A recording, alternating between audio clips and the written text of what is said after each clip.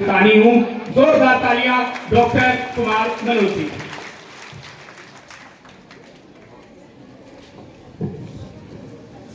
बहुत बहुत धन्यवाद प्यारे भाई नरेश यदुवंशी जी को आज के इस महान दिवस के लिए।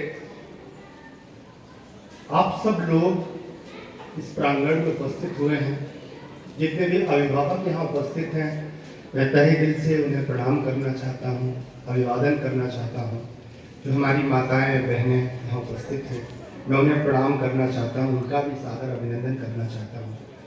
और ये जो बच्चे इतनी धूप में बैठे हुए हैं, कुछ अच्छे विचारों को सुनने के लिए इन्हें बहुत ढेर सारा आशीर्वाद, बहुत बहुत आभार और साधुवाद इस कॉलेज के प्रबंधक श्री यमुना प्रसाद यादव जी को, उनके सुपुत्र।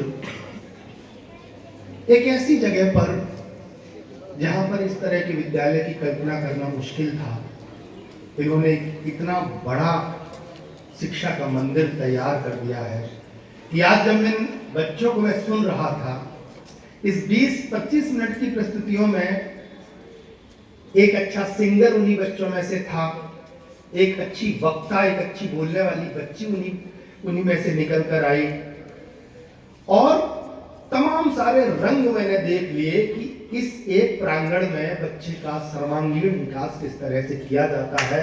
वो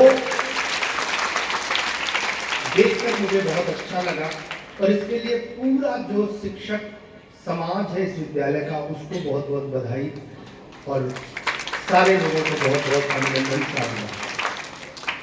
नसीबों पर नहीं चलते, लकीरों पर नहीं चलते,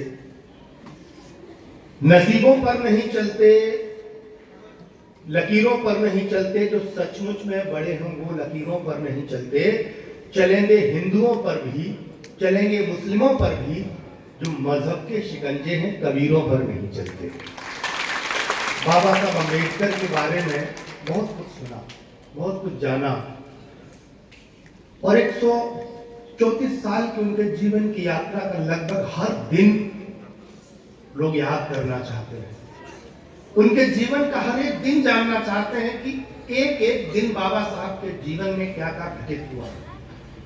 आप अंदाजा लगाइए कि आज आप एक विद्यालय प्रांगण में बैठे हैं, हमारी जो माताएं बहनें बैठी हैं, उन्हें ससम्मान यहाँ कुर्सी पर बैठने के लिए, अच्छे विचारों को सुनने के लिए आमंत्रित किया गया है।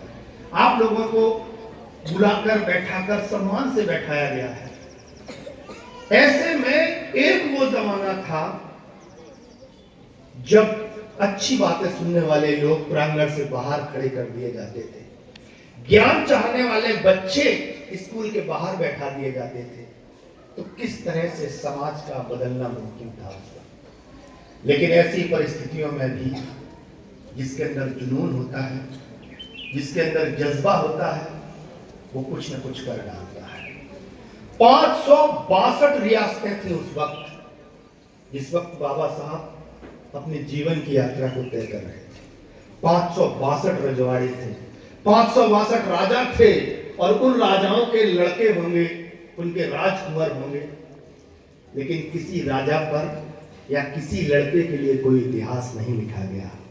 इतिहास लिखा गया तो उस लड़के के लिए जिसे घड़े का पानी तक छूने नहीं दिया जाता था। कभी सोचिएगा क्यों ऐसा होता है। उनके पास संसाधन थे, गाड़ियां थी, अच्छे स्कूल थे, लंदन, कनाडा, ऑस्ट्रेलिया पढ़ने जाने के अवसर थे। अम्बेडकर के पास क्या था? बाबा साहब के पास सिर्फ हौसला था, जिद थी, जुनून था, और वो ये जानते थे कि जिस दिन मैं ठान लूंगा उस दिन मैं इस दुनिया को बदल के रख दूंगा। और उन्होंने जब ठाना तो इस दुनिया को इतना बड़ा उपहार दिया कि आज अगर कोई किसी से कह दे सामने से कि इस घड़े का पानी तुम नहीं छू सकते, तो अगले दिन वो जेल में होगा। ये ताकत बाबा साहब ने दी, ये शक्ति बाबा साहब ने दी। आज एक सामने बैठकर, एक साथ बैठकर हम लोग बातें कर सकते हैं, चर्चा कर सकते हैं। तो जिंदगी में एक शायर ने एक बड़ा अच्छा शेर कहा, लवलेश। उसने कहा